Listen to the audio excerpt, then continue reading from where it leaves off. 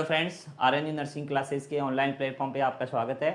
अपन पढ़ रहे हैं मेंटल हेल्थ नर्सिंग या साइकेट्रिक नर्सिंग, जिसके अंदर अपना जो मेंटल डिसऑर्डर है उसके मैनेजमेंट के बारे में अपन आप बता रहे थे। मैनेजमेंट के अंदर 3 टाइप ऑफ मैनेजमेंट है वो इम्पोर्टेंट होता है। वो है साइकोफार्माकोलॉजी, जिसके अंदर जो साइकेट्रिक इलनेस या फिर मेंटल डिसऑर्डर है उनके ट्रीटमेंट के लिए मेडिकेशन या फिर जो एंटी साइकोटिक ड्रग्स हो गई, एंटी डिप्रेसेंट्स मेडिकेशन हो गई, anxiolytic medication and other types of medication है वो दी जाती है, वो है साइकोफार्माकोलॉजी के अंदर आती है। ठीक है, उसके बाद में हमने डिस्कस किया वो है इलेक्ट्रोकन्वल्सिव थेरेपी या ईसीटी। ये क्या ट्रीटमेंट ऑफ चॉइस होती है, वो डिप्रेशन के पेशेंट और सिजोफ्रेनिया के पेशेंट होते हैं, उनके अंदर मोस्ट रूप से यूज ली जाती है इलेक्ट्रोकन्वल्सिव थेरेपी या इलेक्ट्रिक शॉक थेरेपी। ठीक है, वो भी आपके साथ में डिस्कस किया। तो 3 टाइप्स ऑफ ट्रीटमेंट होते हैं, वो मेंटल इलनेस या साइकेट्रिक डिसऑर्डर है उनके अंदर यूज दिए जाते हैं, psychopharmacology, electroconvulsive therapy and third one है वो है साइकोथेरेपी। एज पर डिसऑर्डर है उनका मैनेजमेंट है वो एज पर जो डिसऑर्डर के अकॉर्डिंग ट्रीटमेंट किया जाता है। जैसे मेजर मेंटल इलनेस है तो उन पेशेंट को ईसीटी या फिर साइकोफार्माकोलॉजी लॉजी के अंदर जो मेडिकेशन है वो दी जाती है। वैसे ही जो माइनर मेंटल इलनेस है या फिर न्यूरोसिस है, न्यूरोसिस के अंदर जैसे ओसीडी हो गया, एंजाइटी हो गया, फियर हो गया, इन सभी के ट्रीटमेंट के लिए साइकोथेरेपी है वो इंपॉर्टेंट होती है। उसके बारे में आज की क्लास के अंदर आपको बताते हैं। साइकोथेरेपी के अंदर क्या होता है कि जो साइकेट्रिक या फिर मेंटल इलनेस है या फिर जो मेंटल डिसऑर्डर है उनका क्या होता है, थेरेपीज के द्वारा या फिर उनको कुछ साइकोलॉजिकल या फिर जो पेशेंट का बिहेवियर है माइंड में चेंजेस करके पेशेंट का बिहेवियर चेंज करना, बिहेवियर को मॉडिफाई करना, किसके अंदर आता है, साइकोथेरेपी के अंदर आता है। तो साइकोथेरेपी में क्या होता है, साइकेट्रिशियन है वो क्या करता है, पेशेंट के साथ में या पेशेंट का जो माइंड की जो फीलिंग है या फिर जो माइंड के अंदर क्या प्रॉब्लम्स आ रही है, किन कारण से ये जो माइंड की प्रॉब्लम्स हो रही है उनके बारे में डिटेल में पेशेंट के बारे में जानना और फिर पेशेंट को उसके अकॉर्डिंग उनको थेरेपी प्रोवाइड करना, साइकोलॉजिकल सपोर्ट प्रोवाइड करना, फैमिलीज में फैमिली रिलेशन है उनके बारे में बताना। तो अलग अलग टाइप्स की जो साइकोथेरेपी है वो प्रोवाइड की जाती है एज पर मेंटल डिसऑर्डर के अकॉर्डिंग। ठीक है, तो आगे बढ़ते हैं। अपना आज का जो मेन टॉपिक है वो है साइकोथेरेपी। ठीक है,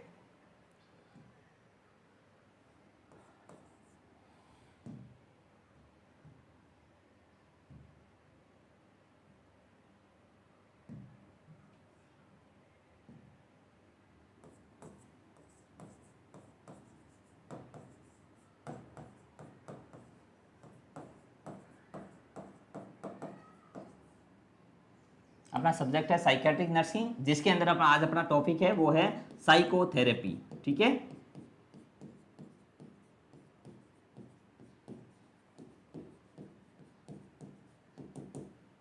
साइकोथेरेपी में क्या होता है, पेशेंट्स के माइंड में जो बिहेवियर है या फिर माइंड के अंदर जो चेंजेस आया है उन चेंजेस को वापस सही करना, किसके द्वारा करना, वो करना मतलब बिहेवियर को चेंज करना, थेरेपी प्रोवाइड करके करना और उनका जो बिहेवियर है वो मॉडिफिकेशन करना बाय द थेरेपीज। ठीक है, अपन डेफिनेशन की बात करें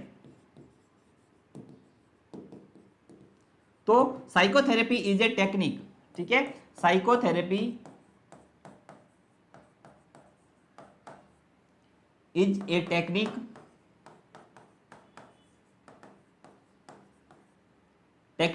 in which we modify patient behavior, attitude and other mind function, attitude, thinking and other mind function,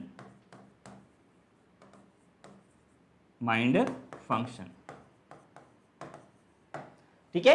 तो ये क्या होता है, वो होता है साइकोथेरेपी में क्या होता है कि जो पेशेंट का जो माइंड के अंदर जो बिहेवियर है या फिर एटीट्यूड है, थिंकिंग है, उनको क्या करना, चेंज करना, उनके फंक्शन को चेंज करना बाय द साइकोथेरेपी। तो साइकोथेरेपी में पेशेंट के माइंड का जो डिस्टर्बेंस है उसको मॉडिफाई करना, चेंज करना बाय द काउंसलिंग या फिर उनके बिहेवियर में चेंज करना थेरेपीज के द्वारा, जिसमें क्या होता है, रीइंश्योरेंस हो गया, पेशेंट के साथ में डिस्कशन करके पेशेंट्स के जो डिजीज है उनको एक्सप्लोर कराना, उनके बारे में पूछना, ये सभी जो है वो किसके अंदर किया जाता है, वो किया जाता है साइकोथेरेपी के अंदर किया जाता है। ठीक है, ये बात आपको समझ में आ गई होगी कि साइकोथेरेपी है वो किसके अंदर प्रोवाइड की जाती है, साइकोथेरेपी है वो माइनर मेंटल इलनेस या या न्यूरोसिस होता है उसके अंदर है वो साइकोथेरेपी ज्यादा इफेक्टिव है as compare to the other, जैसे मेजर मेंटल डिसऑर्डर हो गए, सिजोफ्रेनिया हो गया, डिप्रेशन हो गया, इसके अंदर है वो साइकोथेरेपी ज्यादा इफेक्टिव नहीं है। जबकि जो न्यूरोसिस है या फिर माइनर मेंटल इलनेस है इसके अंदर साइकोथेरेपी है वो ज्यादा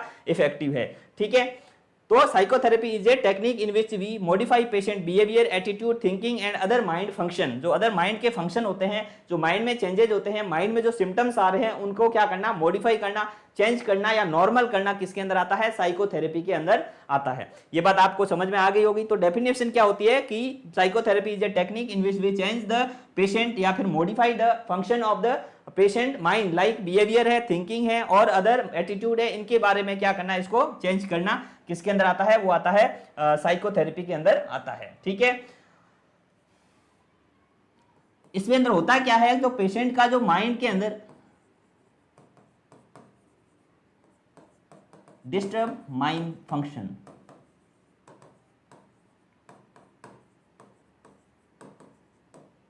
ठीक है, reduce the disturb mind function and change the patient behaviour, change the patient behaviour. तो पेशेंट का जो बिहेवियर है उसको क्या करना, चेंज करना, and help to the patient in the development of mind. ठीक है, जो माइंड का डेवलपमेंट है उसके अंदर भी हेल्प करना। किसी किसी पेशेंट में क्या होता है या फिर छोटे बच्चों के अंदर माइंड का डेवलपमेंट प्रॉपर रूप से नहीं हो पाता है, तो साइकोथेरेपी के द्वारा पेशेंट का जो माइंड है उसके ग्रोथ एंड डेवलपमेंट है उसको भी क्या है, चेंज किया जाता है बाय द साइकोथेरेपी। तो ये भी है वो क्या है, साइकोथेरेपी के अंदर प्रोवाइड किया जाता है। ठीक है, और मेन जो होता है, जो पेशेंट का जो बिहेवियर है उसी को मॉडिफाई किया जाता है। ठीक है, बिहेवियर मॉडिफिकेशन।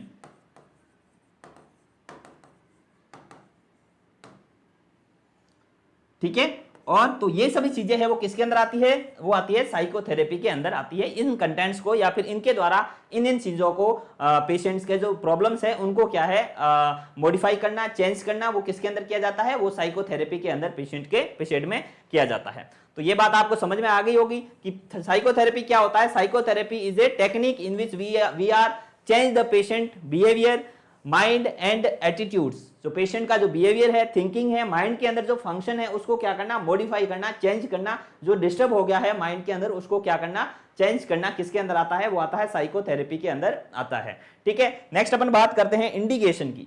साइकोथेरेपी है वो किन किन कंडीशन के अंदर दी जाते हैं, इंडिकेशन। ठीक है, इंडिकेशन की बात करें तो इंडिकेशन के अंदर अपन मेन आपको मैंने बताया कि साइकोथेरेपी है वो मोस्ट ज्यादा इफेक्टिव होती है माइनर मेंटल इलनेस के अंदर। मेजर मेंटल इलनेस के अंदर ईसीटी या फिर जो साइकोफार्माकोलॉजी है वो ज्यादा इफेक्टिव है as compare to the psychotherapy. ठीक है, तो अपन बात करें तो मेन इसका जो इंडिकेशन होता है वो होता है न्यूरोसिस। क्या होता है, न्यूरोसिस, या फिर अपन बोल सकते हैं इसको minor mental illness, minor mental illness. Okay, neurosis या माइनर मेंटल इलनेस के अंदर साइकोथेरेपी होती है वो ज्यादा इफेक्टिव होती है। ओके, तो माइनर मेंटल या फिर न्यूरोसिस के अंदर अपन बात करें तो एंजाइटी हो गया, ठीक है, एंजाइटी है, फोबिया है, ओसीएन है, फोबिया हो गया, ओसीएन या फिर ऑब्सेसिव कंपल्सिव न्यूरोसिस हो गया। इन सभी कंडीशन के अंदर पेशेंट को साइकोथेरेपी प्रोवाइड कर सकते हैं और साइकोथेरेपी है वो इन कंडीशन के अंदर ज्यादा इफेक्टिव है एज कंपेयर टू द साइकोसिस। ओके, ये आपको समझ में आ गया होगा। नेक्स्ट अपन बात करते हैं साइकोसिस। साइकोसिस के अंदर भी जो साइकोथेरेपी है वो प्रोवाइड कर सकते हैं लेकिन लेस इफेक्टिव है। क्या है, लेस इफेक्टिव है एज अदर ट्रीटमेंट। ठीक है, और एडजुएंट थेरेपी के रूप में इसको यूज ले सकते हैं। कैसे, एडजुएंट थेरेपी के रूप में यूज ले सकते हैं, या फिर क्या कर सकते हैं अपन, कॉम्प्लीमेंट्री थेरेपी के रूप में यूज ले सकते हैं यदि पेशेंट को इनसे प्रॉब्लम्स या फिर सॉल्व नहीं हो रही है, या फिर इनके साथ साथ जैसे ईसीटी चल रही है, साइकोफार्माकोलॉजी चल रही है, उसके साथ साथ साइकोथेरेपी है वो पेशेंट को प्रोवाइड कर सकते हैं। ठीक है, तो साइकोसिस के अंदर पेशेंट है वो साइकोथेरेपी होती है वो ज्यादा इफेक्टिव नहीं होती है, लेकिन दे सकते हैं एज ए एडजुवेंट ट्रीटमेंट या फिर एडजुवेंट थेरेपी के रूप में, जिसके अंदर क्या होता है पेशेंट का जो ड्रग्स है वो उनके साथ साथ है वो ये ट्रीटमेंट है वो प्रोवाइड कर सकते हैं। ओके,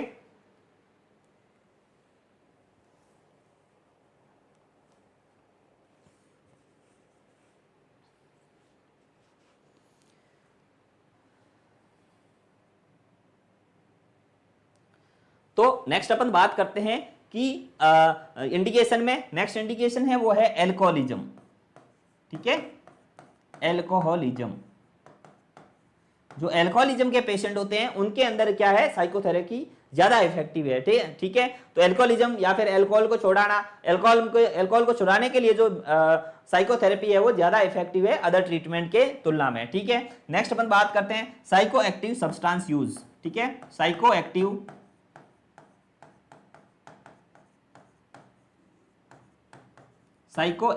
सब्सटेंसेस यूज कर रहे हैं उसके अंदर कंडीशन के अंदर। इसके अलावा चाइल्डहुड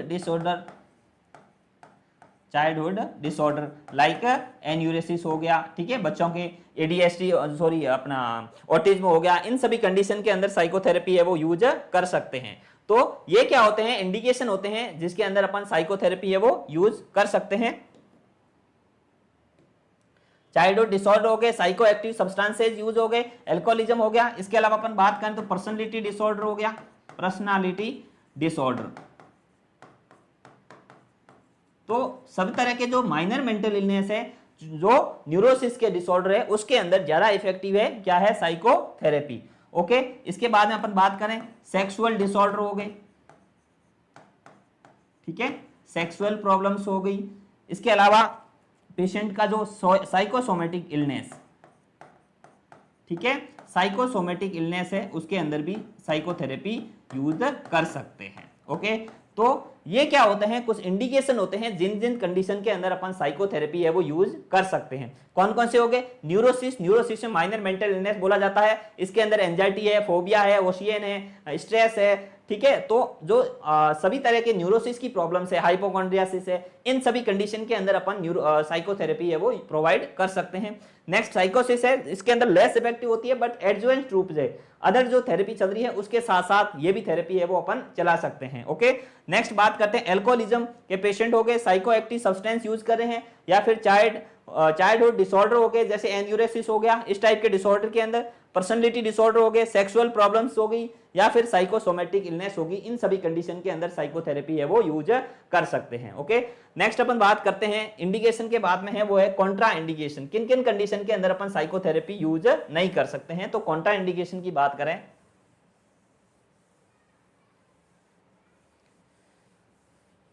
ठीक है, आपको इंडिकेशन समझ में आ गए होंगे। नेक्स्ट अपन बात करते हैं वो है कॉन्ट्रा इंडिकेशन।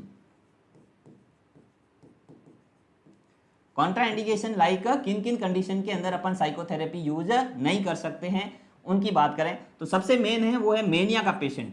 जो मेनिया के पेशेंट होते हैं, ठीक है, या फिर एजिटेटेड पेशेंट होते हैं, उनके अंदर साइकोथेरेपी इफेक्टिव नहीं है, कॉन्ट्रा इंडिकेटेड है, क्योंकि पेशेंट है वो नुकसान पहुंचा सकता है, या फिर जो साइकोथेरेपिस्ट है उनकी बात को वो मानेगा नहीं, एजिटेटेड है, तो उन पेशेंट के अंदर साइकोथेरेपी है वो इफेक्टिव नहीं है, तो कॉन्ट्रा इंडिकेट है। मेनिया के पेशेंट के अंदर साइकोथेरेपी है वो क्या है, कॉन्ट्रा इंडिकेटेड है। ठीक है, इसके अलावा organic mental disorder, organic mental disorder आपको समझ में आ गया है। ऑर्गेनिक मेंटल डिसऑर्डर क्या क्या होते हैं, तो ऑर्गेनिक मेंटल डिसऑर्डर के अंदर दो डिसऑर्डर है मेन, वो है डेलेरियम एंड डेमेंशिया।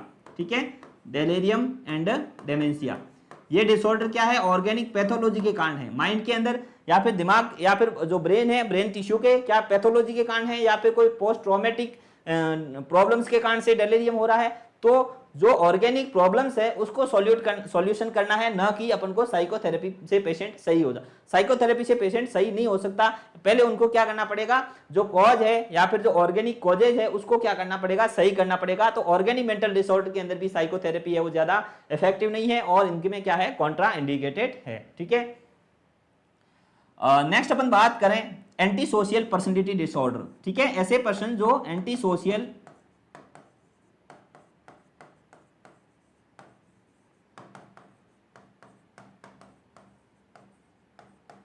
ठीक है। एंटी सोशल पर्सनैलिटी डिसऑर्डर के जो पेशेंट है उन पेशेंट के अंदर भी साइकोथेरेपी है वो इफेक्टिव नहीं है, कॉन्ट्रा इंडिकेटेड है, ठीक है। इनमें क्यों है, क्योंकि जो पर्सन होते हैं उनके अंदर सोशल या फिर सोसाइटी से उनका रिलेशन नहीं होता है, सोसाइटी से रिलेशन नहीं है, उनका जो बिहेवियर है वो क्या है, सही नहीं है, और पेशेंट है वो साइकोथेरेपिस्ट या साइकोथेरापिस्ट होते हैं उनकी बात को वो मानेगा नहीं। तो इन पेशेंट के अंदर भी क्या रहती है, कॉन्ट्रा इंडिकेटेड रहती है साइकोथेरेपी। ओके, नेक्स्ट अपन आगे बढ़ते हैं कॉन्ट्रा इंडिकेशन बाद में कि पेशेंट का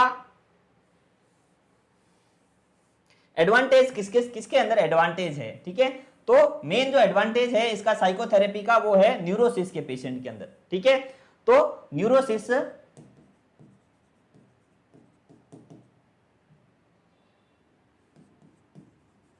patient of neurosis psychotherapy is more effective. Okay, ये बात याद रखनी है, मोस्ट रूप से साइकोथेरेपी इज मोर इफेक्टिव। जो न्यूरोसिस के पेशेंट है या फिर माइनर मेंटल डिसऑर्डर है उनके अंदर साइकोथेरेपी है वो क्या है, सबसे ज्यादा इफेक्टिव है। इस बात को याद रखना है, एग्जाम के अंदर क्वेश्चन भी पूछा जा सकता है। तो न्यूरोसिस के पेशेंट के अंदर या माइनर मेंटल इलनेस के अंदर साइकोथेरेपी है वो ज्यादा इफेक्टिव है, मोर इफेक्टिव है। तो ये बात आपको समझ में आ गई है कि इंडिकेशन क्या क्या है, कौन कौन सी कंडीशन के अंदर साइकोथेरेपी है वो अपन नहीं दे सकते, उसके बारे में आपको बताया। पेशेंट जो समझ नहीं रहा है, मेनिया के पेशेंट है या फिर patient with anti social behaviour personality का जो एंटी सोशल बिहेवियर कर रहा है, उन पेशेंट के अंदर साइकोथेरेपी है वो ज्यादा इफेक्टिव नहीं है। ओके,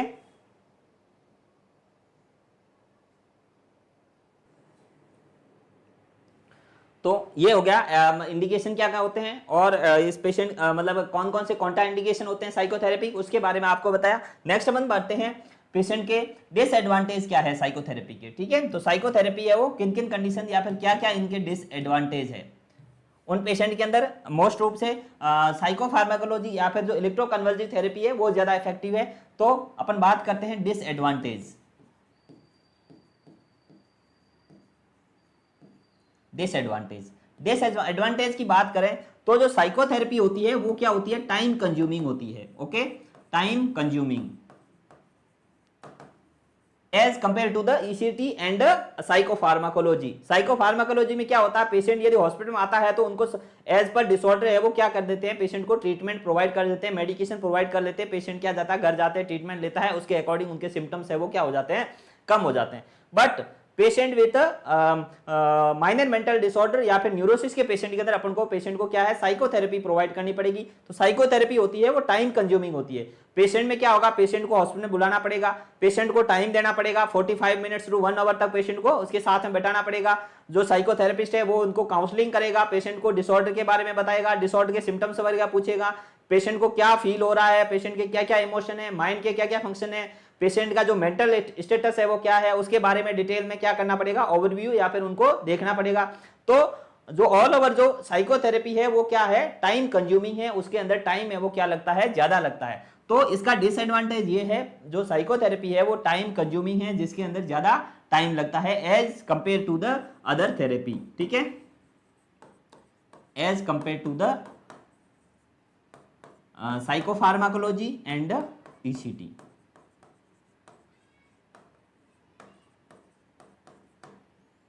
इसके अलावा अपन बात करें कि पेशेंट को टाइम कंज्यूमिंग के अंदर पेशेंट को भी टाइम की कमी रहती है और पेशेंट को भी ज्यादा टाइम कंज्यूमिंग है। पेशेंट को भी वहां हॉस्पिटल से आना पड़ेगा, एक दिन आया फिर उसको 1 घंटे तक हॉस्पिटल में रुकना पड़ेगा, या फिर पेशेंट को एडमिट होकर भी काउंसलिंग करवानी है, साइकोथेरेपी प्रोवाइड करते हैं तो पेशेंट को क्या ज्यादा टाइम की जरूरत होती है। तो पेशेंट के लिए भी और साइकोथेरेपिस्ट दोनों के लिए भी क्या है, टाइम कंज्यूमिंग है साइकोथेरेपी।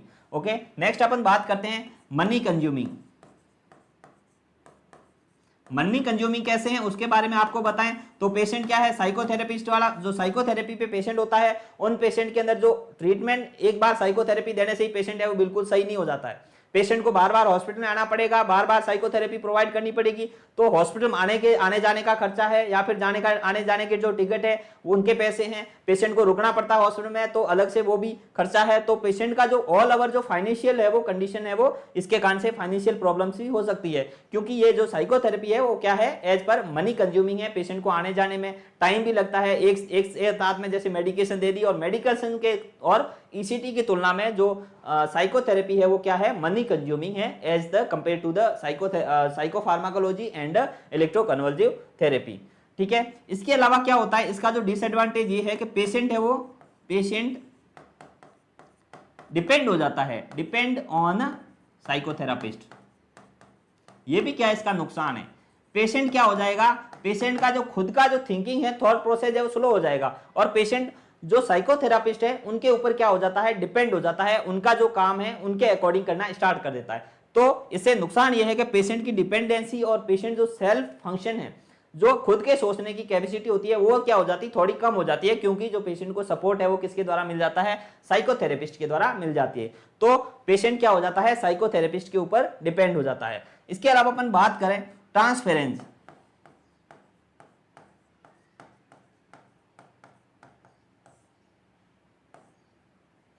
ठीक है। तो इसको क्या बोलेंगे, जो डिपेंड हो जाता है पेशेंट, इसको क्या बोला जाता है, ट्रांसफेरेंस बोला जाता है। ये भी एग्जाम के अंदर कई बार क्वेश्चन पूछा गया है कि जो साइकोथेरेपिस्ट के द्वारा साइकोथेरेपी प्रोवाइड करते टाइम जो पेशेंट है, पेशेंट का साइकोथेरेपिस्ट के ऊपर डिपेंड हो जाना, या फिर जो पेशेंट है वो साइकोथेरेपिस्ट के अकॉर्डिंग फंक्शन करना, डिपेंड हो जाना, क्या कहलाता है, वो कहलाता है ट्रांसफेरेंस। ये टर्मिनोलॉजी भी इंपॉर्टेंट है, एग्जाम ऑफ व्यू से कई बार एग्जाम के अंदर पूछा जाता है। ट्रांसफेरेंस वर्ड है वो क्या होता है, तो ट्रांसफेरेंस होना है पेशेंट का साइकोलॉजिकल रूप से पेशेंट का साइकोलॉजिकल रूप से जो साइकोथेरेपिस्ट है उसके ऊपर क्या हो जाना, डिपेंड हो जाना। अपन नेक्स्ट बात करते हैं, एक टर्मिनोलॉजी होती है वो होती है counter transference, counter transference,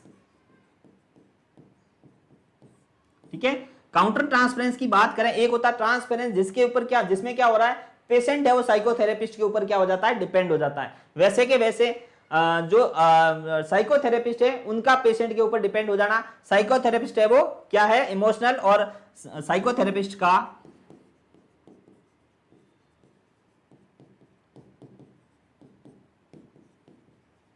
patient के साथ में इमोशनली अटैचमेंट होना, अटैचमेंट एंड डिपेंड होना, ठीक है। टाइम के साथ साथ क्या होता है कि साइकोथेरेपिस्ट में क्या होता है, पेशेंट और साइकोथेरेपिस्ट के बीच में डिस्कशन होता है, डिजीज का डिस्कशन होता है, बार बार बात होती है, बार बार थेरेपी प्रोवाइड करता है। इससे क्या होता है कि जो साइकोथेरेपिस्ट होता है वो पेशेंट के ऊपर भी क्या हो जाता है, डिपेंडेंस हो जाता है, पेशेंट के इमोशनल अटैचमेंट हो जाता है, तो जो पेशेंट की फीलिंग है वो समझना स्टार्ट हो जाता है। इससे क्या होता है, इसको बोलते हैं काउंटर ट्रांसफेरेंस। काउंटर ट्रांसफेरेंस में क्या होना, साइकोथेरेपिस्ट का पेशेंट के साथ में इमोशनल अटैचमेंट होना, पेशेंट के साथ में क्या होना, डिपेंड होना, पेशेंट पे डिपेंड होना, क्या कहलाता है, काउंटर ट्रांसफेरेंस कहलाता है। तो ये दोनों टर्मिनोलॉजी है वो एग्जाम ऑफ व्यू से इंपॉर्टेंट है, एग्जाम के अंदर कई बार पूछा गया है कि काउंटर ट्रांसफेरेंस क्या होता है और ट्रांसफेरेंस क्या होता है। तो ट्रांसफेरेंस में क्या होता है, पेशेंट का साइकोथेरेपिस्ट के ऊपर डिपेंड होना, और काउंटर ट्रांसफेरेंस में जो साइकोथेरेपिस्ट है उनका पेशेंट के ऊपर डिपेंड होना या फिर उनका इमोशनल अटैचमेंट होना, पेशेंट से जुड़ जाना, क्या कहलाता है, काउंटर ट्रांसफेरेंस कहलाता है। तो ये भी क्या है, एग्जाम ऑफ व्यू से इंपॉर्टेंट है, आपको याद रखना है, एग्जाम के अंदर इसके बारे में भी क्वेश्चन है वो पूछा जा सकता है। ओके, तो ये क्या होता है, कुछ डिसएडवांटेज होते हैं साइकोथेरेपिस्ट के, कि किन किन कंडीशन के अंदर है वो टाइम कंज्यूमिंग है, मनी कंज्यूमिंग है, पेशेंट में जो क्या होगा, ट्रांसफेरेंस और काउंटर ट्रांसफेरेंस की भी क्या हो जाती है, संभावनाएं रहती है, पेशेंट है वो अपने साइकोथेरेपिस्ट के ऊपर डिपेंड भी हो सकता है। सो ये सभी कंडीशन है वो किसके अंदर होती है, साइकोथेरेपी के अंदर होती है। ओके, नेक्स्ट अपन बात करते हैं क्लासिफिकेशन। क्लासिफिकेशन, ठीक है। क्लासिफिकेशन में अपन बात करते हैं, साइकोथेरेपिस्ट थेरेपी होती है, मोस्ट रूप से अपन बात करें तो 5 टाइप्स की होती है, ठीक है। फर्स्ट वन अपन बात करें वो होती है इंडिविजुअल साइकोथेरेपी, इंडिविजुअल साइकोथेरेपी, ठीक है। इंडिविजुअल साइकोथेरेपी जिसके अंदर क्या होता है, 1 पर्सन एंड 1 साइकोथेरेपिस्ट, दोनों या फिर एक पेशेंट और एक साइकोथेरेपिस्ट आपस में यदि उनको थेरेपी प्रोवाइड कर रहा है तो वो इंडिविजुअल साइकोथेरेपी कहलाते हैं। जिसके अंदर क्या मल्टीपल, ऐसा नहीं है कि एक साथ में 4 से 5 पेशेंट या फिर 6 to 12 पेशेंट जैसे ग्रुप थेरेपी के अंदर होता है, वैसा नहीं होता है। इंडिविजुअल के अंदर क्या होगा, पेशेंट एक होगा और साइकोथेरेपिस्ट एक होगा, उनके जो प्रॉब्लम्स है, रीइंश्योरेंस है या पेशेंट का जो इश्यू है उसके अकॉर्डिंग उनको थेरेपी प्रोवाइड करता है। वो कौन से में आता है, वो आता है इंडिविजुअल साइकोथेरेपी के अंदर। ओके, नेक्स्ट अपन बात करते हैं बिहेवियर साइकोथेरेपी। ओके, नेक्स्ट है सेकंड वन है वो है बिहेवियर साइकोथेरेपी या फिर बिहेवियरल साइकोथेरेपी।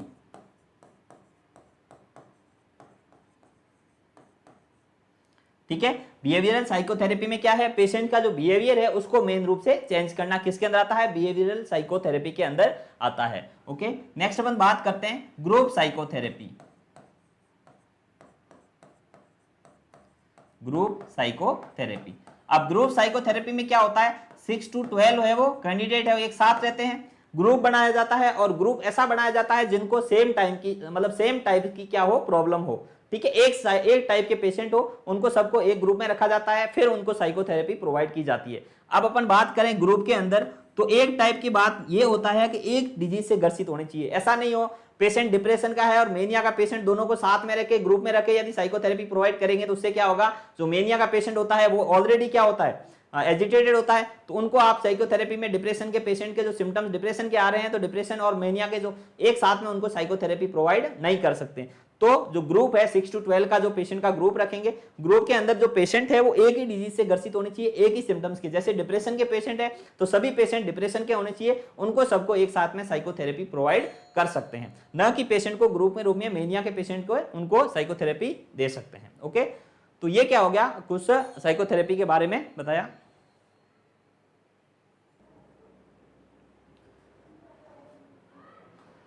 तो ये क्या होता है, क्लासिफिकेशन पढ़ रहे हैं, क्लासिफिकेशन के अंदर सबसे पहला है वो इंडिविजुअल साइकोथेरेपी, जिसके अंदर क्या होगा, 1% है वो, वन साइकोथेरेपिस्ट है वो 1% को साइकोथेरेपी प्रोवाइड करेगा, जिसके अंदर क्या है, एक पेशेंट है वो मेनिया का पेशेंट है या फिर जो डिप्रेशन का पेशेंट है, एज पर जो पेशेंट है उसके अकॉर्डिंग उनको साइकोथेरेपी है वो प्रोवाइड की जा सकती है। ठीक है, बिहेवियरल साइकोथेरेपी के अंदर क्या होगा, जैसे बिहेवियरल मॉडिफिकेशन करना पेशेंट का जो बिहेवियर है उसको चेंज करना किसके अंदर आता है, बिहेवियरल साइकोथेरेपी के अंदर आता है। ग्रुप साइकोथेरेपी मैंने आपको बताया, ग्रुप क्या होगा, 6 to 12 पेशेंट का एक ग्रुप होगा, उन ग्रुप्स को क्या है, साइकोथेरेपी है वो प्रोवाइड की जा सकती है। अब ग्रुप है वो ग्रुप क्या है, एक ही डिजीज से ग्रसित वाला ग्रुप होना चाहिए। जैसे अपन बात करें मेनिया के पेशेंट है तो मेनिया के पेशेंट को एक साथ में देख करके एक साथ में मेनिया के पेशेंट को साइकोथेरेपी है वो प्रोवाइड कर सकते हैं। डिप्रेशन के पेशेंट है उनको एक साथ में रख करके साइकोथेरेपी प्रोवाइड कर सकते हैं, न कि जो पेशेंट है मेनिया और डिप्रेशन के पेशेंट है उनको साथ में रख के साइकोथेरेपी प्रोवाइड नहीं की जा सकती है। बिकॉज क्या है, उनको जो सिम्टम्स होते हैं वो क्या होते हैं, अलग होते हैं और उनके सिम्टम्स क्या है, डिफरेंस होते हैं। तो मेनिया का पेशेंट होता है वो क्या होता है, एजिटेटेड होता है, जबकि जो डिप्रेशन का पेशेंट होता है उनका सैडनेस ऑफ मूड होता है। आप sadness of patient, agitated patient को यदि सैडनेस के मूड के पेशेंट के साथ में रखोगे तो उनके बिल्कुल क्या होता है, उनका जो डिफरेंस रहेगा, बिल्कुल दोनों आपस में क्या रहेगा, बिहेवियर है वो क्या रहेगा, डिफरेंस रहेगा, तो आपस में एडजस्ट है वो नहीं कर पाएंगे और साइकोथेरेपी है वो क्या है, ज्यादा इफेक्टिव नहीं होगी। तो ग्रुप थेरेपी के अंदर अलग अलग डिजीज से ग्रसित पेशेंट है उनको अलग अलग रख करके ऐसे उसके अकॉर्डिंग है वो साइकोथेरेपी है वो प्रोवाइड की जा सकती है। ठीक है, नेक्स्ट अपन बात करते हैं वो है interpersonal psychotherapy.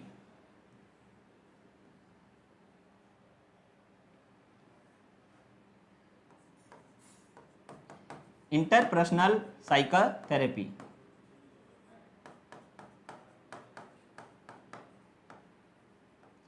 Interpersonal psychotherapy. Interpersonal psychotherapy में क्या होता है, इंटरपर्सनल साइकोथेरेपी के अंदर पेशेंट का जो आपस में दो पेशेंट होते हैं, पेशेंट के जो बिहेवियर है उनको पर्सनल रूप से उनका मॉडिफिकेशन करना, उसके में चेंजेस लाना इंटरपर्सनल साइकोथेरेपी के अंदर आता है।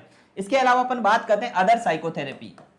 अदर साइकोथेरेपी, अदर साइकोथेरेपी में बात करते हैं तो मिलियोथेरेपी हो गया, मिलियोथेरेपी हो गया, ऑक्यूपेशनल साइकोथेरेपी हो गया, ठीक है, और रिक्रिएशनल साइकोथेरेपी, रिक्रिएशनल साइकोथेरेपी। तो एज पर जो पेशेंट है उनकी प्रॉब्लम्स के अकॉर्डिंग है वो साइकोथेरेपी है वो प्रोवाइड की जा सकती है। तो ये क्या है, कुछ टाइप ऑफ साइकोथेरेपी का क्लासिफिकेशन है, जिसके अंदर पहला है individual psychotherapy, second one is behavioural psychotherapy, third one is group psychotherapy, interpersonal psychotherapy and other psychotherapy. Other psychotherapy में milieu therapy, occupational therapy and recreational therapy. ये सभी थेरेपी है वो जो माइनर मेंटल डिसऑर्डर है या न्यूरोसिस के पेशेंट है उन पेशेंट के अंदर प्रोवाइड की जा सकती है। ठीक है, नेक्स्ट अपन बात करते हैं, सबसे पहले है वो अपना इंडिविजुअल साइकोथेरेपी। अब अपन पढ़ेंगे, फर्स्ट है वो है इंडिविजुअल साइकोथेरेपी।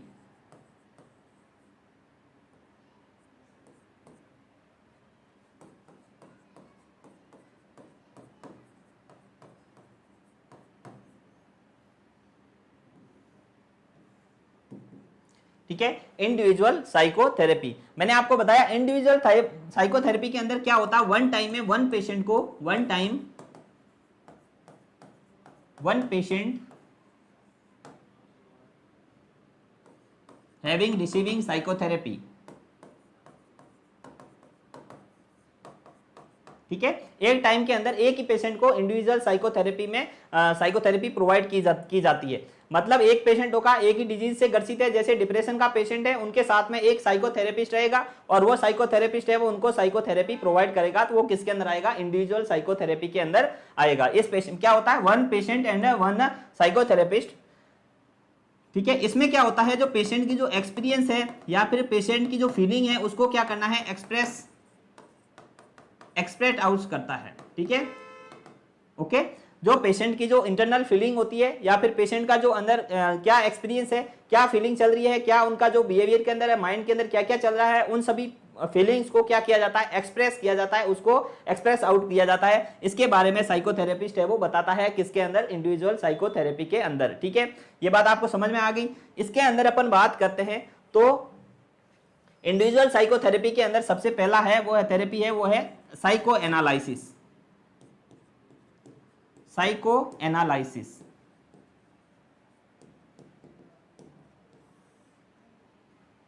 ठीक है। साइको एनालिसिस क्या होता है, साइको एनालिसिस मतलब होता है, ये जो साइको एनालिसिस थ्योरी दी थी वो दी थी सिगमंड फ्रूड ने,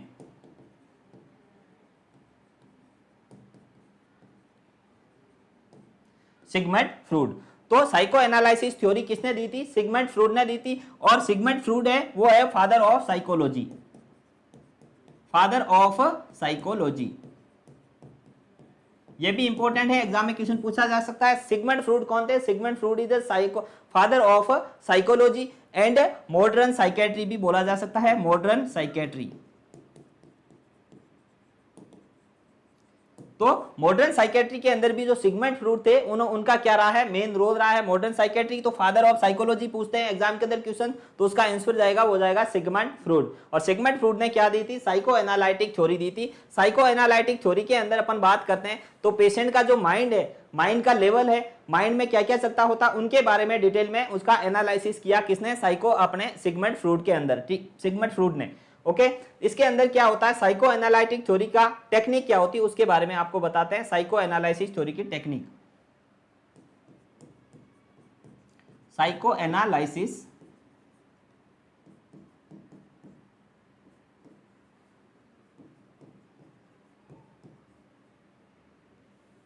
ठीक है, साइको एनालिटिक थेरेपी की टेक्निक क्या होती है उसके बारे में आपको बताएं, टेक्निक,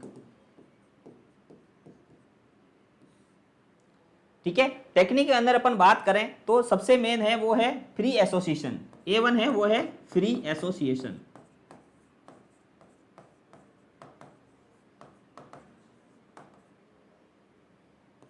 फ्री एसोसिएशन में क्या होता है, साइको एनालिसिस के अंदर फ्री एसोसिएशन में जो पेशेंट की फीलिंग है उनको क्या करना है, एक्सप्रेस कराना है। पेशेंट को सब कुछ जो उनके माइंड के अंदर चल रहा होता है उनको क्या करना है, एक्सप्रेस कराना है, उसको एक्सप्रेस आउट कराना है। और पेशेंट को बताना है आपके माइंड के अंदर क्या चल रहा है, अब माइंड में क्या है, कौन सी प्रॉब्लम चल रही है, ये सभी जो थिंग्स होती है वो पेशेंट को क्या करना है, एक्सप्रेस आउट कराना है। वो किसके अंदर आता है, फ्री एसोसिएशन के अंदर आता है, ठीक है। और इससे क्या होता है,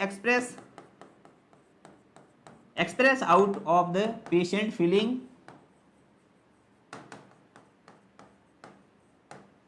ठीक है, फीलिंग, एक्सपीरियंस एंड थॉट। ये बात आपको समझ में आ गई कि फ्री एसोसिएशन में क्या करते हैं, पेशेंट की जी एक्सप्रेस आउट करानी है, उसकी क्या फीलिंग है, पेशेंट को क्या क्या एक्सपीरियंस रहा है, क्या क्या प्रॉब्लम्स आई है, उनके थॉट क्या क्या थॉट प्रोसेस हो रहे हैं, कौन कौन सी थिंकिंग या फिर कौन कौन से थॉट्स माइंड के अंदर आ रहे हैं, वो सभी थिंग्स होती है, वो क्या करनी है, एक्सप्रेस आउट करानी है। वो किसके अंदर आती है, वो आती है फ्री एसोसिएशन के अंदर। और free association is also known as catharsis, ठीक है, क्या बोलते हैं, कैथेरेसिस। इसमें क्या करना, पेशेंट की जो इंटरनल फीलिंग है उसको एक्सप्रेस आउट कराना, ठीक है, इंटरनल फीलिंग को एक्सप्रेस आउट कराना। एग्जाम ऑफ यूज से बहुत इंपॉर्टेंट है, ये भी है वो क्वेश्चन कई बार एग्जाम के अंदर पूछा गया है। कैथेरेसिस क्या होता है? तो कैथेरेसिस वो क्या होना, पेशेंट को कैथेरेसिस या फ्री एसोसिएशन के अंदर पेशेंट की जो इंटरनल फीलिंग है या फिर पेशेंट के अंदर माइंड के अंदर जो भी कुछ थिंग्स चल रही है, माइंड के अंदर थॉट प्रोसेस चल रहा है, उसको एक्सप्रेस आउट कराना, उसको माइंड से बाहर निकालना क्या कहलाता है? कैथेरेसिस कहलाता है। तो ये टर्मिनोलॉजी कैथेरेसिस है, ये भी एग्जाम के अंदर बहुत सारे एग्जाम के अंदर पूछी गई है। कैथेरेसिस क्या होता है? Express out the feeling of the patient from the mind, उसको क्या करना? एक्सप्रेस आउट कराना कैथेरेसिस कहलाता है। ओके, तो ये क्या होता है? फ्री एसोसिएशन या फिर कैथेरेसिस कहलाता है। नेक्स्ट अपन बात करें ड्रीम एनालिसिस। ठीक है, ड्रीमी एनालिसिस की बात करें। फर्स्ट है फ्री एसोसिएशन, सेकंड वन है वो है ड्रीम एनालिसिस। ये सभी क्या है? पेशेंट को जो प्रॉब्लम्स आ रही है उन प्रॉब्लम्स को एनालिसिस करने के लिए एज पर एनालिसिस उनको साइकोथेरेपी है वो प्रोवाइड कर सकते हैं। तो उसको एक्सप्रेस आउट करना, उसका एनालिसिस करना किसके अंदर आता है? साइको एनालिसिस के अंदर आता है। इसके अंदर अपन सबसे पहले हो फ्री एसोसिएशन, जिसके अंदर उसके माइंड के अंदर जो भी विचार है, थॉट्स, प्रोसेस है, उनको क्या करना? एक्सप्रेस आउट कराना। सेकेंड वन है वो है ड्रीम एनालिसिस। ड्रीम एनालिसिस की अपन बात करें तो जो पेशेंट का जो ड्रीम है उनको क्या करना? कलेक्शन। ठीक है, ड्रीम्स क्या होता है? पेशेंट की क्या होता है? कोई भी जो मेंटल डिसऑर्डर से ग्रसित होता है, उनके अपने अपने जो पुराने जैसे प्रॉब्लम्स, एकदम से सडन प्रॉब्लम्स हो गई तो उनके पुराने जो सपने थे या फिर उनको आगे जाके उनको क्या करना था अपनी लाइफ के अंदर, क्या क्या उनके सपने थे, उन सपनों को क्या करना? ड्रीम को एक्सप्रेस आउट करना, उनके बारे में बताना, आपको आगे क्या करना था, ये सभी चीजें है वो पेशेंट को पूछना है। वो किसके अंदर आता है? वो आता है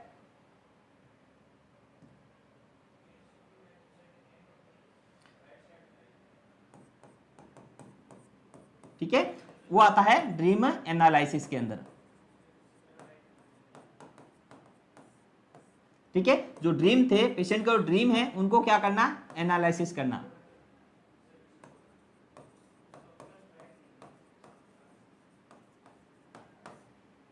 और इसको क्या करना? एक्सप्लोर करना। सबको, पेशेंट को जो ड्रीम्स है वो अपने जो साइकोथेरेपिस्ट है वो क्या करता है? अपने सामने एक्सप्लोर कराता है और उनके क्या क्या जो लाइफ के ड्रीम्स थे और लाइफ में उनको क्या करना था उसके बारे में है वो सभी एक्सप्लोर आउट कराना किसके अंदर आता है? ड्रीम एनालिसिस के अंदर आता है। ओके, नेक्स्ट अपन बात करते हैं वो है इंटरप्रिटेशन।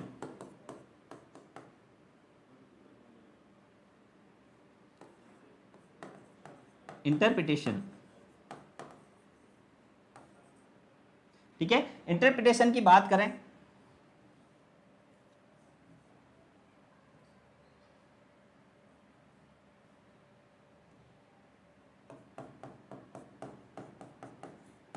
इंटरप्रिटेशन।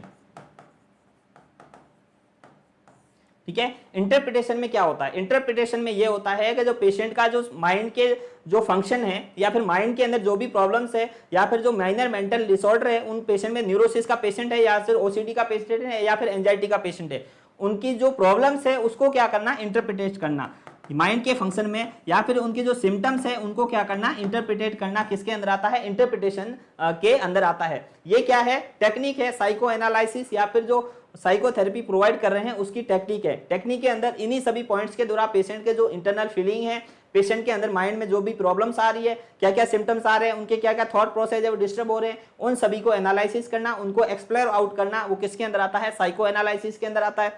साइको एनालिसिस के अंदर सबसे पहले है वो कैथेरेस या फिर अपन फ्री एसोसिएशन के अंदर पेशेंट को फ्री होकर के उनको सब जो माइंड के अंदर थिंग्स चल रही है उनको एक्सप्लोर आउट कराएंगे। सेकंड वन बात होगी ड्रीम एनालिसिस, पेशेंट के जो अपने लाइफ के क्या क्या ड्रीम्स थे या फिर पेशेंट को लाइफ में क्या करना था उसके बारे में है वो पेशेंट को पूछेंगे और उनके जो माइंड में जो भी प्रोसेस थे, चल रहे थे या फिर जो भी सपने थे उनको क्या करना? एनालिसिस करना, उनको एक्चुअल लाइफ के अंदर उनको वापस लाना और उनके बारे में पेशेंट को बताना। जिससे क्या होता है? पेशेंट को जो मेंटल डिसऑर्डर हो गया है या मेंटल इलनेस हो रही है उनको वापस से सही किया जा सकता है और अपने जो सपने हैं वो भी पेशेंट को बताने से पेशेंट क्या होगा? पॉजिटिव थिंकिंग आएगी और पॉजिटिव थिंकिंग के कारण से पेशेंट को जो माइनर मेंटल इलनेस है वो क्या हो जाएगी? रिकवर हो सकती है और सही हो सकती है। ओके, नेक्स्ट अपन बात करें इंटरप्रिटेशन। इंटरप्रिटेशन में जो पेशेंट के माइंड के अंदर जो चल रहा है, माइंड के अंदर जो प्रॉब्लम्स है उनको इंटरप्रिटेट करना, उसका एनालिसिस करना और एज पर उस प्रॉब्लम्स के अकॉर्डिंग उनको थेरेपी प्रोवाइड करना इंटरप्रिटेशन के अंदर आता है। ठीक है, नेक्स्ट अपन बात करते हैं टर्मिनोलॉजी है वो है ट्रांसफेरेंस। ट्रांसफेरेंस, ट्रांसपेरेंसी के बारे में मैंने आपको बताया कब क्या होता है। टाइम के साथ साथ यदि साइकोथेरापिस्ट और पेशेंट, यदि पेशेंट कंटिन्यू यदि साइकोथेरापिस्ट के पास में साइकोथेरेपी ले रहा है तो टाइम के साथ साथ क्या होगा, पेशेंट है वो साइकोलॉजिकल रूप से उस साइकोथेरेपिस्ट के ऊपर क्या हो जाता है, डिपेंड हो जाता है। पेशेंट डिपेंड हो जाता है और पेशेंट को साइकोथेरेपिस्ट के बगैर कुछ भी समझ में नहीं आता और पेशेंट को उनके ऊपर जो भी काम करना है या फिर जो भी अप्लाई करना है अपने रियल लाइफ के अंदर वो साइकोथेरेपिस्ट बताएगा तभी कर पाएगा। तो ये क्या होता है, ट्रांसपेरेंस। ये भी क्या है, एग्जाम ऑफ यू से भी इंपॉर्टेंट है, इसके बारे में भी कई बार क्वेश्चन पूछा गया है। ट्रांसपेरेंस क्या होता है और काउंटर ट्रांसपेरेंस क्या होता है। तो ट्रांसपेरेंस के अंदर पेशेंट का साइकोथेरेपिस्ट के ऊपर डिपेंड होना या फिर साइकोलॉजिकल रूप से पेशेंट का साइकोथेरेपिस्ट के ऊपर डिपेंड होना ट्रांसपेरेंस कहलाता है। और लिखते हैं कि पेशेंट का साइकोथेरेपिस्ट के ऊपर डिपेंड होना क्या कहलाएगा, ट्रांसपेरेंस कहलाएगा। वैसे के वैसे अपन बात करते हैं काउंटर ट्रांसपेरेंस। 6 है वो है counter transparence. Counter transparence.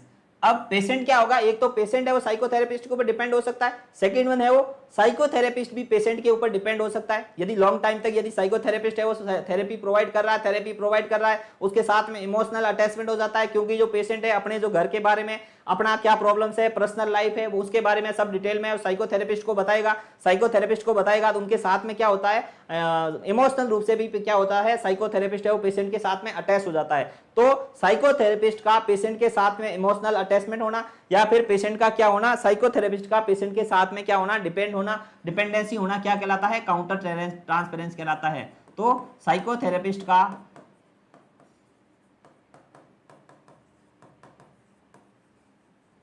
Patient पे डिपेंड होना क्या कहलाता है, काउंटर ट्रांसपेरेंस कहलाता है। तो ये सभी क्या होती है, साइको एनालिसिस की टेक्निक है, जिसके अंदर क्या होता है, counter transparence, transparent, dream analysis, interpretation और ट्रांसपेरेंस। ये सभी इनकी टेक्निक है जिसके अंदर साइको एनालिसिस या फिर पेशेंट का उनके बारे में एक्सप्लोर आउट करना, अपने जो माइंड के अंदर या फिर पेशेंट के माइंड के अंदर जो भी थिंग्स चल रही है उसको आउट करना क्या कहलाता है, साइको एनालिसिस कहलाता है।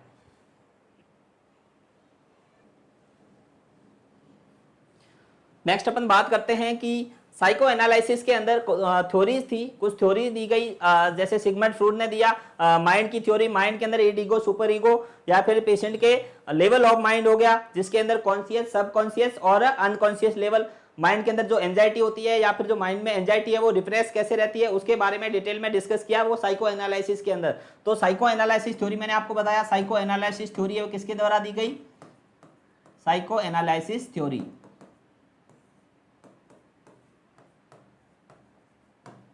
ठीक है, साइको एनालिसिस थ्योरी दी सिगमंड फ्रूड ने।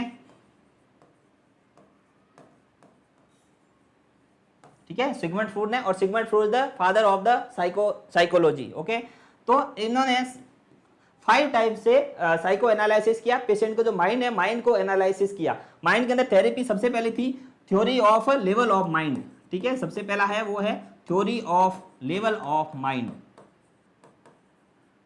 माइंड के क्या क्या लेवल होते हैं या फिर पेशेंट के जो माइंड है, माइंड में क्या क्या चल रहा होता है, उनका लेवल क्या क्या होता है उसके बारे में डिटेल में बताया सिगमंड फ्रूड ने साइको एनालिसिस थ्योरी के अंदर। ठीक है, इन्होंने बताया कि पेशेंट है उनका जो एग्जांपल के तौर पे जो पानी के अंदर स्टोन होता है या फिर जो पत्थर होता है वो कितना अंदर रहता है और कितना बाहर रहता है उसके अकॉर्डिंग उन्होंने बताया। तो जो एंजाइटी होती है पेशेंट की या जो रिप्रेस एंजाइटी होती है वो बहुत ज़्यादा सीरियस होती है पेशेंट की। ये मैंने आपको बताया, पहले भी बताया है, जो रिप्रेस एंजाइटी होती है, यदि एंजाइटी है, एंजाइटी को यदि एक्सप्रेस आउट कर लिया तो कोई प्रॉब्लम नहीं है। यदि कोई भी एंजाइटी लॉन्ग टाइम तक माइंड में रह जाए और रिप्रेस हो जाए और माइंड में अनकॉन्शियस माइंड में चली जाए तो वो आगे जाकर के एंजाइटी है वो क्या है, मेजर प्रॉब्लम्स कर सकती है और मेजर प्रॉब्लम्स और पेशेंट के जो मेजर मेंटल डिसऑर्डर में कन्वर्ट हो सकती है। तो ये जो स्टोन होता है वो पानी के अंदर कितना डीप रहता है उसके अकॉर्डिंग उन्होंने बताया। जो बाहर रहता है वो होता है कॉन्शियस माइंड, कॉन्शियस माइंड। ठीक है, कॉन्शियस माइंड होता है वो पेशेंट का किसी भी पर्सन का वो 10% है वो थिंग्स रहती है कॉन्शियस माइंड के अंदर रहती है, और प्रॉब्लम्स आ जाए तो 90% थिंग होती है वो क्या रहती है, सबकॉन्शियस और सबकॉन्शियस एंड अनकॉन्शियस माइंड में रहती है। ठीक है, तो ऑल ओवर थिंग्स की बात करें तो अपने माइंड के अंदर जो थॉट्स प्रोसेस होते हैं उनके अंदर 10% थिंकिंग होती है वो कॉन्शियस माइंड के अंदर रहती है। इसके अलावा 90% थिंग्स होती है वो सब कॉन्शियस और अनकॉन्शियस माइंड के अंदर रहती है। यदि अपन क्या होता है कि किसी भी थिंग्स को एक्सप्लोर आउट नहीं कराते, थिंग्स को बताते नहीं है, कोई भी जैसे एंजाइटी है, सीवियर एंजाइटी है और एंजाइटी को बताते नहीं है और वो एंजाइटी जाकर के आगे जाकर के क्या हो जाती है, अनकॉन्शियस माइंड में चली जाती है। कुछ टाइम तक सिम्टम्स देखते हैं, सिम्टम्स देखने के बाद में लॉन्ग टाइम के बाद में वो रिप्रेस एंजाइटी हो जाती है। एंजाइटी होती है वो किस में कन्वर्ट हो जाती है, रिप्रेस एंजाइटी में कन्वर्ट हो जाती है। रिप्रेस एंजाइटी होती है वो क्या रहती है, बहुत सीवियर कंडीशन है जिसके अंदर क्या होगा, बाद में पेशेंट में सीवियर सिम्टम्स देखने को मिलेंगे, साइकेट्रिक इलनेस देखने को मिलेगी रिप्रेस एंजाइटी के अंदर। तो इन्होंने सिगमंड फ्रॉइड ने theory of level of mind के अंदर माइंड के लेवल है वो 3 टाइप से उन्होंने क्लासिफाई किए। First is the conscious mind, जो ऑल ओवर जो पर्सन्स होते हैं उनके अंदर 10% जो माइंड का पार्ट है वो कॉन्शियस लेवल में रहता है और 90% थिंग्स होती है वो सब कॉन्शियस या अनकॉन्शियस माइंड के अंदर रहती है। तो इन्होंने लेवल डिसाइड किया, इस लेवल से अबो का होता है जो ये थिंग्स है वो सब कॉन्शियस माइंड में, और इससे नीचे का रहती है, डिप रहती है। स्टोन का जितना पार्ट पानी के अंदर डिप रहता है वो क्या रहता है, अनकॉन्शियस माइंड में रहती है। वैसे ही जो एंजाइटी है, कुछ भी थिंग्स है, वो पर्सन्स की 90% थिंग्स होती है अनकॉन्शियस माइंड में रहती है और वो एक्सप्लोर आउट करानी बहुत जरूरी है। यदि एक्सप्लोर आउट नहीं होती है तो क्या होती है, वो आगे जाके मेजर प्रॉब्लम्स है वो बन सकती है। तो इन्होंने इसके बारे में बताया कि जो माइंड के लेवल है वो 3 लेवल है, अनकॉन्शियस माइंड, सबकॉन्शियस माइंड और कॉन्शियस माइंड। इसके बारे में इन्होंने लेवल ऑफ माइंड के अंदर कुछ डिटेल में बताया सिगमंड फ्रॉइड ने, ठीक है। इसके अलावा अपन बात करते हैं कि ये जो होता है वो रहता है कॉन्शियस माइंड, कॉन्शियस, सबकॉन्शियस और सबसे अंदर की तरफ होता है वो होता है अनकॉन्शियस थिंग्स। तो अनकॉन्शियस थिंग्स होती है वो सबसे माइंड के सबसे अंदर के पार्ट में रहती है, बाहर की ओर क्या रहती है, थिंग्स रहती है वो सबकॉन्शियस माइंड में रहती है, और आउटर जो होती है वो 10% किस में रहती है, कॉन्शियस माइंड में रहती है, वो 10% रहती है, और सबकॉन्शियस और अनकॉन्शियस माइंड के अंदर 90% थिंग्स होती है वो अनकॉन्शियस माइंड में रहती है। ओके, ये जो थ्योरी है वो किसने दी, सिगमंड फ्रॉइड ने दी, और इसको थ्योरी को बोला जाता है theory of level of mind, ठीक है। सेकेंड वन अपन बात करें स्ट्रक्चर और of mind, structure of mind, ये भी किसने दी, सिगमंड फ्रॉइड ने दी। माइंड की स्ट्रक्चर के अकॉर्डिंग इन्होंने बताया, माइंड की स्ट्रक्चर मैंने आपको डिटेल में बताया है, 3 टाइप्स के माइंड की स्ट्रक्चर होती है। इसके अंदर होता है वो होता है इड, ईगो, सुपर ईगो, ठीक है। एक होता है इड, एक होता है ईगो, एक होता है सुपर ईगो,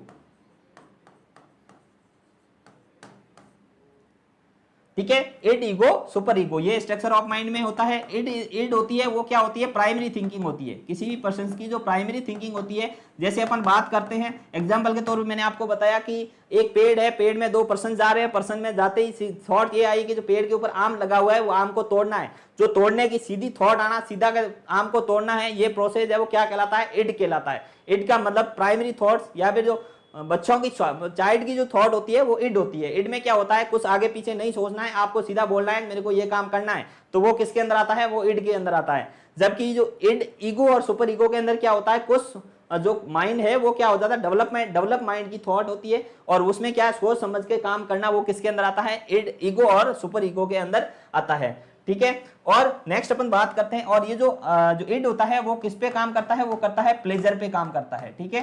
किस पे काम करता है, प्लेजर पे काम करता है, उनको खुशी मिलनी चाहिए। जो प्लेजर या हैप्पीनेस के लिए काम किया जाता है, वो जो माइंड का प्रोसेस है वो किसके अंदर आता है, इड के अंदर आता है। तो प्राइमरी थिंकिंग है, प्लेजर पे काम करती है इड। ये भी जो एग्जाम के अंदर जो क्वेश्चन पूछा जाता है इड, ईगो, सुपर ईगो में से, वो पूछा जाता है जो इड है वो किसके ऊपर काम करता है, तो इड काम करता है, वो करता है प्लेजर के ऊपर। उनको खुशी होनी चाहिए। जैसे मैंने आपको एग्जाम्पल के तौर पर बताया कि एक पर्सन जा रहा है और जाते जाते उनको माइंड में लगा ये पेड़ के ऊपर आम लगा हुआ है, आम को सीधा तोड़ना है। उनके माइंड में सीधी थॉट आई कि आम के पेड़ से आम को तोड़ना है। वो कौन सी है, उनको सिर्फ प्लेजर है, उनको उससे खुशी है, और प्राइमरी थिंकिंग है वो है इड। जबकि ईगो में क्या होगा, वो सोचेगा यार ऐसे नहीं तोड़ना चाहिए, तोड़ने से क्या होगा, किसी का पेड़ होगा वो अपन को बताएगा या फिर वो कुछ बोलेगा, तो ये क्या होगा, थोड़ा जो प्रोसेस है वो क्या रहेगा, थोड़ा मैच्योर थिंकिंग है। मैच्योर थिंकिंग वो किसके अंदर आती है, ईगो के अंदर आती है। और सुपर ईगो में वो ये सोचेगा अगर पेड़ अपना नहीं है, पेड़ किसी दूसरे पर्सन का है, तो अपन को आम तोड़ना बिल्कुल सही नहीं है। ये सोच किसके अंदर आती है, थॉट है वो सुपर ईगो के अंदर आती है। तो सुपर ईगो की जो थॉट होती है वो क्या रहती है, सबसे ज्यादा मैच्योर रहती है, सबसे ज्यादा सही रहती है, ठीक है। नेक्स्ट अपन बात करते हैं ईगो की, ठीक है। तो इड होता है, प्राइमरी थिंकिंग होती है, ये क्या है, सेकेंडरी थिंकिंग प्रोसेस है। ठीक है। और ये किस पे काम करती है, रियलिटी पे काम करती है, ये भी इंपॉर्टेंट है। जो ईगो होता है, इड होता है, वो किस पे काम करता है, प्लेजर के ऊपर काम करता है, जबकि जो ईगो होता है वो रियलिटी के ऊपर काम करता है। इड काम करता है प्लेजर के ऊपर, ईगो है वो किसके ऊपर काम करता है, वो रियलिटी के ऊपर काम करता है। थर्ड वन बात करते हैं अपन सुपर ईगो। ठीक है, सुपर ईगो होता है वो किसके ऊपर काम करता है, वो करता है मोरालिटी के ऊपर, मोरालिटी। एग्जाम ऑफ व्यू से तीनों ये इंपॉर्टेंट है, बहुत बार सारे एग्जाम के अंदर ये क्वेश्चन पूछा गया है। इड होता है किसके ऊपर काम करता है, इड काम करता है प्लेजर के ऊपर, ईगो काम करता है रियलिटी के ऊपर, और सुपर ईगो काम करता है मोरालिटी के ऊपर। मोरालिटी में मैंने आपको एग्जांपल के तौर पे बताया, कोई दो पर्सन जा रहे हैं, दोनों बातें करते करते आगे जाया, आम का पेड़ है, आम के पेड़ से एक पर्सन के माइंड में ये आया कि आम के पेड़ से सीधा आम तोड़ना है, तो तोड़ने का जो सीधी थॉट आना वो किसके अंदर आएगी, इड के अंदर आएगी। एक इमेच्योर थॉट्स होती है, और उसमें क्या होता है, उनको सिर्फ खुशी मिलनी चाहिए, उस थिंग से प्लेजर मिलनी चाहिए, ये थॉट्स आती है इड के अंदर। जबकि एक पर्सन है, दूसरे पर्सन ने कहा कि पेड़ के ऊपर से आम को नहीं तोड़ना है, बिकॉज जो आम का पेड़ है वो किसी दूसरे पर्सन का है, नहीं तोड़ने की ये थॉट आना, ये रियलिटी के साथ होती है, और ये किसके अंदर आती है, ईगो के अंदर आती है। सुपर ईगो में अपन ने बात किया, बिल्कुल नहीं तोड़ना, खेत दूसरों का है, अपन को दूसरों के खेत में पेड़ के ऊपर से आम तोड़ना क्या है, गलत है, ये किसके अंदर थॉट आएगी, वो आएगी सुपर ईगो के अंदर आएगी। और सुपर ईगो होता है वो किसके ऊपर काम करता है, मोरालिटी के ऊपर काम करता है। और रियलिटी में किसके ऊपर काम होता है, रियलिटी में है वो ईगो में, रियलिटी और सेकेंडरी थिंकिंग प्रोसेस है वो उसके ऊपर काम करता है। ठीक है, तो ये क्या होता है, स्ट्रक्चर ऑफ माइंड है वो इन्होंने दिया था सिगमंड फ्रॉइड ने, कि जो माइंड की स्ट्रक्चर है उसके अकॉर्डिंग पेशेंट की जो पर्सन की थॉट होती है उनकी उसके अकॉर्डिंग थॉट, या फिर जो उनकी मैच्योरिटी है थॉट्स की वो उसके अकॉर्डिंग होती है, पर्सन्स के माइंड के अकॉर्डिंग। ठीक है, ये थॉट्स प्रोसेस या फिर theory of level of mind और theory of structure of mind के बारे में आपको बताया। नेक्स्ट अपन बात करते हैं theory of defence mechanism.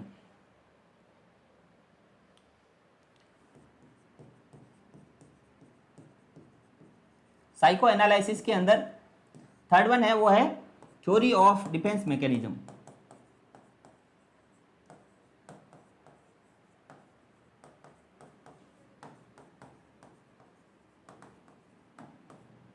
Theory of defence mechanism. Theory of defence mechanism में क्या होता है कि जो डिफेंस मैकेनिज्म है वो आपको डिटेल में बताया, कंपनसेशन हो गया, substitution, sublimation, rationalisation, undoing, identification, ये जब सभी जो प्रोसेस है वो किसके अंदर आता है, डिफेंस मैकेनिज्म के अंदर आता है। इसमें क्या होता है, पर्सन्स को जो अपनी थॉट से या फिर अपने को उस प्रॉब्लम से फाइट करने के लिए कुछ डिफेंस करना पड़ता है, और डिफेंस थॉट्स होती है वो डिफेंस मैकेनिज्म के अंदर आती है। जैसे कंपनसेशन हो गया, सब्स्टिट्यूशन हो गया, रैशनलाइजेशन होगा। रैशनलाइजेशन में क्या होगा, किसी भी थिंग्स का रैशनल देना है, मेरे को ये काम नहीं करना है तो उसके लिए कुछ न कुछ रैशनल देना, रैशनलाइजेशन में आता है। कंपनसेशन मतलब क्षतिपूर्ति करना, जैसे एक जगह से सक्सेस नहीं हो पा रहा है, दूसरी जगह पे जाके किसी अदर पार्ट में सक्सेस होना कंपनसेशन कहलाता है। तो ये सभी थॉट्स होती है या फिर ये सभी है वो डिफेंस मैकेनिज्म के अंदर आता है। इनके बारे में थ्योरी ऑफ डिफेंस मैकेनिज्म के अंदर बताया गया है। नेक्स्ट अपन बात करते हैं theory of psychosexual theory. Theory of psychosexual,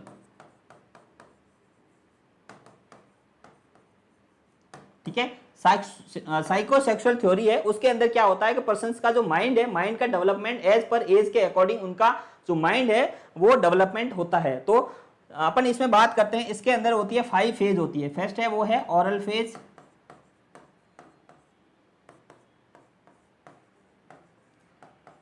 anal phase, phallic phase,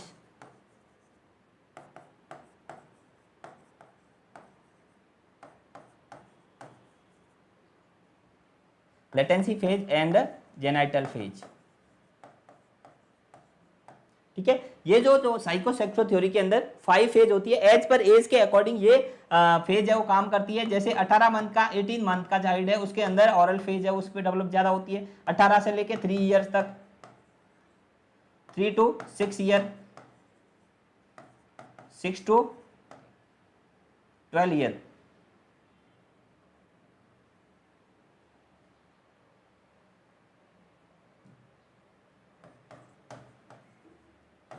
(12 to 18 years), ठीक है। तो अपन बात करते हैं साइकोसेक्सुअल थ्योरी के अंदर ओरल फेज है, 18 मंथ का बच्चा होता है या फिर 1.5 साल का बच्चा होता है, उनका जो फेज होता है ओरल फेज चल रही होती है। ओरल फेज के अंदर क्या होता है, बच्चे का जो हर थिंग्स होती है ओरल पे डिपेंड होती है। जैसे ब्रेस्ट फीडिंग कर रहा होता है तो क्या होता है, अपना जो अंगूठे हैं उसको मुंह में रखना या फिर फीडिंग करना। तो फीडिंग जो age group, as per age group उनका जो क्या होता है, जो डेवलपमेंट होता है वो क्या होता है, ओरल फेज के अंदर होता है। एनल फेज के अंदर क्या होता है, 3 से जो 3 ये टू 1.5 साल से लेके 3 साल का बच्चा होता है उनकी जो फेज चल रही है वो एनल फेज होती है। Phallic phase 3 to 6 year, latency phase 6 to 12 year और जेनाइटल फेज है वो 12 to 18 ईयर होती है। ये क्या होती है, साइकोसेक्सुअल थ्योरी है और साइकोसेक्सुअल थ्योरी के बारे में आपको डिटेल में बताया। नेक्स्ट अपन बात करते हैं थ्योरी ऑफ ड्रीम।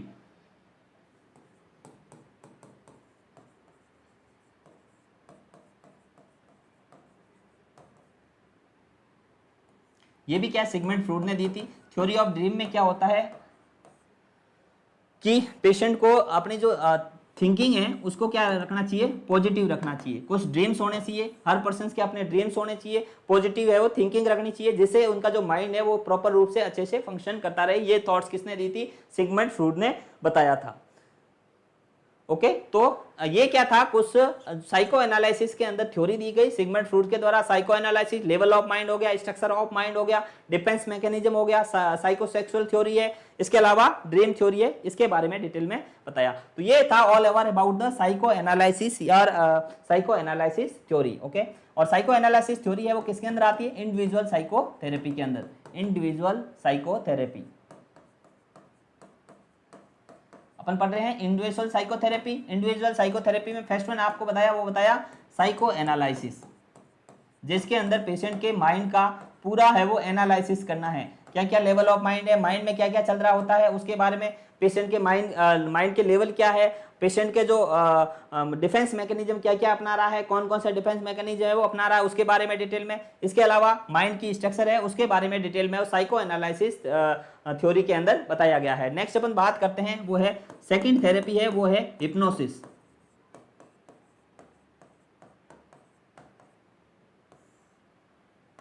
ठीक है, हिप्नोसिस में जो वर्ड है, हिप्नोसिस है वो क्या है, ग्रीक वर्ड है। हिप्नोसिस में, हिप्नोसिस वर्ड क्या है, ग्रीक वर्ड है। ठीक है, हिप्नोसिस ग्रीक वर्ड है जिसका अर्थ होता है स्लीप। इसमें क्या किया जाता है, ये एक थेरेपी है, थेरेपी में क्या किया जाता है, पेशेंट को रिलैक्स करवाना है। ठीक है, और कैसे करना है, आर्टिफिशियल रिलैक्सेशन, अपन बोल सकते हैं आर्टिफिशियल रिलैक्सेशन। ठीक है, पेशेंट को क्या करना है, ऐसी कभी थॉट्स या फिर पेशेंट को ऐसी थिंकिंग के द्वारा, थेरेपी के द्वारा आर्टिफिशियल क्या करना है, रिलैक्सेशन कराना है, आर्टिफिशियल अनकॉन्शियसनेस माइंड में लाना है। वो किसमें आता है, हिप्नोटिक है, हिप्नोसिस कहलाता है। ठीक है, और ये किसमें किया जाता है, वो है, और इसमें क्या जो अवेयरनेस होती है, पेशेंट की अवेयरनेस को कम करना, जो पेरिफेरल अवेयरनेस होती है उसको क्या करना है, कम करना, किसके अंदर होता है, हिप्नोसिस के अंदर होता है। हिप्नोसिस में अपन बात करते हैं, हिप्नोसिस किन किन पेशेंट में दी जाती है थेरेपी हिप्नोसिस की, तो सबसे फर्स्ट है वो है हिस्टीरिया के पेशेंट में। हिस्टीरिया के पेशेंट हो गए, चाइल्डहुड डिसऑर्डर, इसके अलावा साइकोसोमेटिक डिसऑर्डर, इन सभी पेशेंट के अंदर हिप्नोसिस या फिर हिप्नोटिक थेरेपी है वो प्रोवाइड कर सकते हैं। ओके, नेक्स्ट अपन बात करते हैं एब्रिएशन साइकोथेरेपी।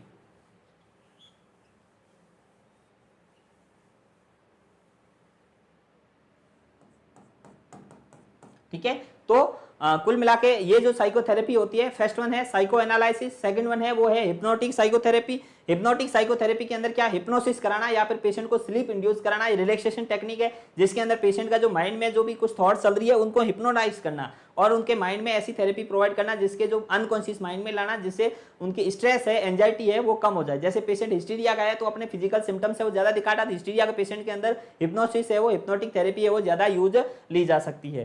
ठीक है, तो ये इंडिविजुअल साइकोथेरेपी में हिप्नोसिस है और साइको एनालिसिस है, इसके बारे में डिटेल में डिस्कस किया। नेक्स्ट है वो एब्रिएशन थेरेपी है, वो अगली क्लास के अंदर अपन डिस्कस करेंगे। तो आर्यन नर्सिंग क्लासेस के ऑनलाइन प्लेटफॉर्म से जुड़ने के लिए बहुत बहुत धन्यवाद। Thank you very much.